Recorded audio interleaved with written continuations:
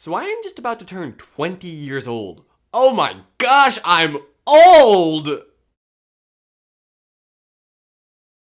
And in honor of this momentous occasion, here are 20 things you probably didn't know about me. I have successfully gone almost 2 decades without swearing. Honestly, I really don't enjoy mixed dancing. When I was in school, for some reason, I always would chew on paperclip, and that would chip off parts of this tooth, which means that the bottom of it's pretty darn ragged. I try to not let anything embarrass me. Someone can only embarrass you if you let them, if you don't own up to the thing. Haha, you tripped in front of everybody! Yeah, I did.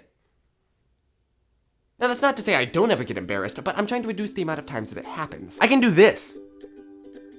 The first social media account I ever created, well, besides Google Plus, because I had to, was Twitter, and it's still my favorite. I have a piece of lead stuck in my left hand right there from when I was really young, and I was doing that thing where you pretend that a mechanical pencil is a needle, and you are trying to give yourself a shot, and I guess I pushed too hard and broke the skin, and then managed to break the lead. One thing's for sure, this thing and I have been through a lot. I really, honestly don't understand the appeal of violin music. It is literally just screeching. Now don't get me wrong, I still really enjoy Lindsey Sterling, but honestly more for the dubstep.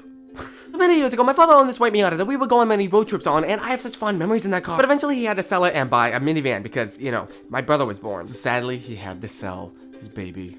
The white Miata. Let me However, as time went on, he really missed this white Miata and eventually came to the point where he was like, you know what, darn it, I'm going to buy another one. So he looked online for a few, found one he really liked, went out to go visit it, and as he's walking around this car looking at it, he realizes, that dent looks familiar. Oh my gosh, that scratch looks familiar. Holy cow, this is the exact same car!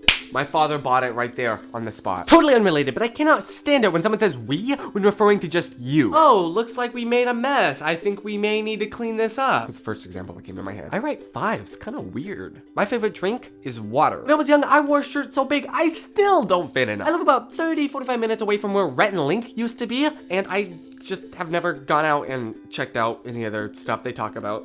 I met and talked to Stephen Curtis Chapman's sons. Just like a few months before their big accident. It was right after one of their concerts, and we were just walking around the venue afterwards and saw them loading stuff into the truck, so we stopped to talk to them, and honestly talked for like over an hour. And because one of the sons was the drummer of the concert, he gave me the drumsticks that he used, which I promptly lost. Apparently Stephen himself came out and we talked, but I don't remember that. When I was young, I would draw these little comic books filled with stick figures that I would then read to my family. Actually, I remember getting kind of upset because I would say, why don't you just read it by yourself? And they'd say, no, but I love to hear you narrate it to me. I never really picked up on the fact that they would have to have me narrate the story because they couldn't quite pick up what was going on because I was not very good at explaining what was going on. I've always had an unhealthy obsession with gum. Even today, I will easily go through an entire pack in under an hour and not even realize that I just did that. I have never tasted Brussels sprouts.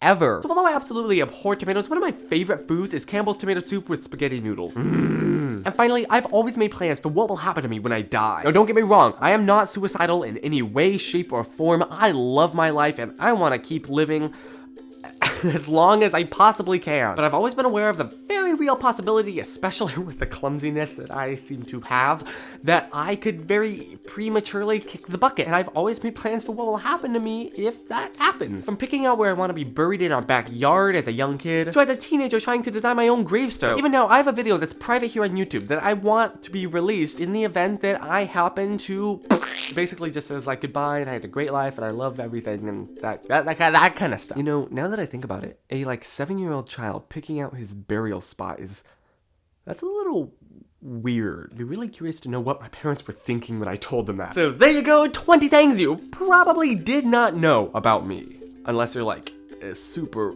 uber stalker creeper and know more about my life than I do.